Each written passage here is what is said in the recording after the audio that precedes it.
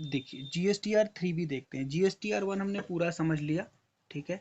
GSTR 1 हमने देखा था कि for the purpose of sale government हमसे सेल का डेटा मांगती है, तो हम गवर्नमेंट को GSTR 1 में अपनी सेल की क्लासिफिकेशन बताते हैं। क्लासिफिकेशन बोले तो हमने B2B कितना किया, B2C कितना किया, HSN वाइज बताते हैं, है ना, सारा बताते हैं।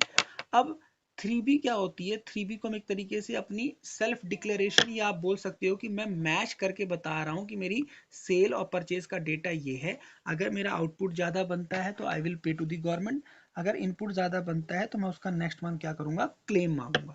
तो 3B एक तरीके से आपका डिक्लेरेशन है, ठीक है।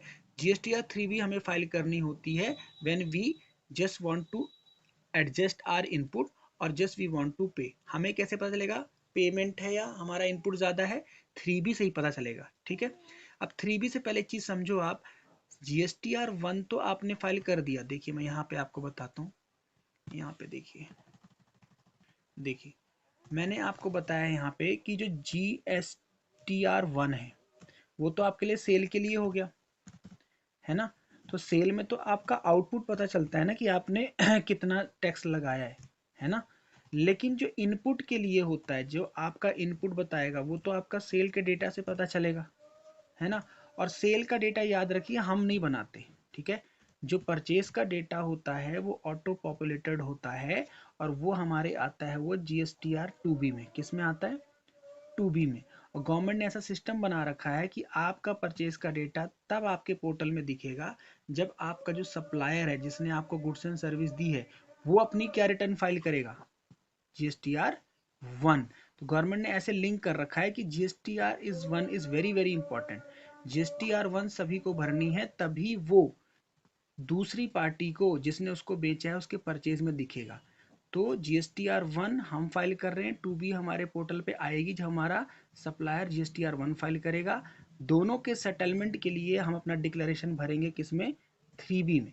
और गवर्नमेंट को बताएंगे कि हमारा आउटपुट ज़्यादा है या इनपुट ज़्यादा है। अगर आउटपुट ज़्यादा है तो हम गवर्नमेंट को चालान के थ्रू या ऑनलाइन पे कर देंगे, और नहीं है तो हम अपने इनपुट को कैरी फॉरवर्ड करेंगे जो हमने न्यूमेरिकल में देखा, ठीक है। ये है। अब आते हैं हम अपने थ्योरी पॉइंट पे, GSTR 3B क्या है, ठीक है। देखिए क्या लिखा हुआ है, GSTR 3B is a monthly self declaration to be filed by registered GST dealer along with GSTR 1 and 2B filled। मैंने बताया ना ये 2B है, यानी तभी हम भर पाएंगे जब हमारा GSTR 1 और 2B हमारा फिल्ड है, कंप्लीट है, ठीक है। अब कुछ पॉइंट याद रखने हैं, क्या पॉइंट टू रिमेंबर क्या है, you have to fill GSTR 3B even when there has been no business activity. मैंने GSTR 1 में ही बताया था कि अगर आपकी मान लीजिए किसी मंथ सेल नहीं भी हुई तो भी आपको क्या करनी है, नील GSTR 1 डालनी है। इसी तरीके से 3B का भी यही है ना, 3B भी आपको नील फाइल करनी है चाहे भले आपकी एक्टिविटी ना हुई हो, ठीक है। एक मोस्ट इंपॉर्टेंट चीज ये है, ध्यान समझना ये वाला सेंटेंस सेकंड, GSTR 1 अगर आपसे गलत भर गया, यानी आपने सेल का डेटा गलत कर दिया, तो आप उसको अमेंड कर सकते हो, चेंज कर सकते हो बाद में। लेकिन आप 3B एक बार फाइल करने के बाद ना इसको अमेंड रिवाइज नहीं कर सकते, ठीक है। ओके, नेक्स्ट, नहीं, इसीलिए आपको 1 और 3B में टाइम मिलता है। GSTR 1 हमारा 11 तक जा रहा है और GSTR 3B 20 तक जा रहा है, ठीक है। ये 8-9 दिन इसलिए मिलते हैं ताकि आप प्रॉपरली अपने वेंडर से बात करके उसको करेक्ट कर सको, ठीक है। नेक्स्ट है you have to file separate TRB for every. तो ये वाला पॉइंट क्या कहता है, you have to file a separate GSTR 3B for your every GSTN। मतलब मान के चलिए मेरा कोचिंग बिजनेस है अगर, और मैंने एक से ज़्यादा GST नंबर लिए हुए हैं, तो इसका मतलब मेरे उतने अलग अलग पोर्टल हो गए, तो मुझे सबकी अलग अलग 3B फाइल करनी है, ठीक है। जितने टैक्स पेयर्स हैं जिसके पास GST नंबर है सबको GSTR 3B फाइल करनी है।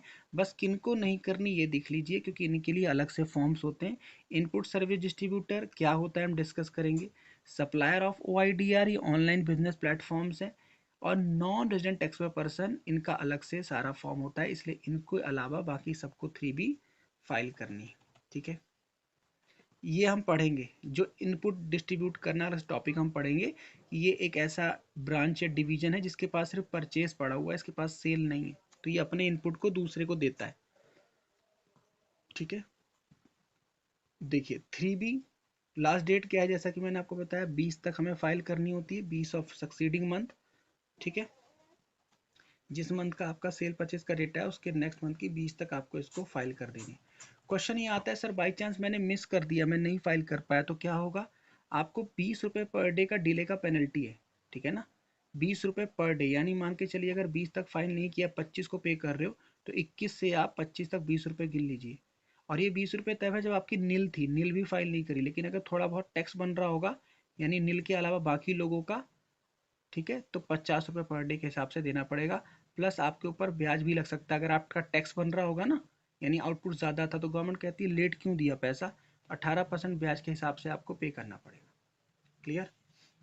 और प्रॉब्लम आती है कि सर हमें जो लेट फीस है हमें कैलकुलेट करनी पड़ेगी, खुद आ जाएगी। नो, 3B जब, तो अब ये वाला देखिए, अब मेरा समझाना चाह रहा हूँ कि मान लीजिए सर अगर मैंने लेट फाइल किया तो ये जो ब्याज है, इंटरेस्ट है, मुझे हाथ से कैलकुलेट करना पड़ेगा या अपने आप आ जाएगा?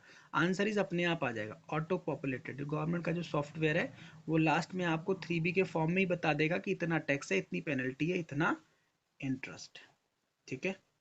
बस, तो ये दोबारा डेट्स मैंने डाल दी, GSTR 1 11th, GSTR 3B 20th। एक चीज़ हम पढ़ेंगे आगे चल के, QRMP एक स्कीम होती है, यहाँ पे ज़्यादा नहीं, आगे पढ़ेंगे अलग से सेशन में, जहाँ पे हम लोग क्या करते हैं, स्कीम ले लेते हैं कि मुझे quarterly return payment, quarterly return file करनी हो और मंथली पेमेंट, तो एक तरीके से वो भी कंपोजिशन ही हो गई, ठीक है। यहाँ पे हमारा GST 3B का पूरा एक थ्योरी पॉइंट खत्म हो गया।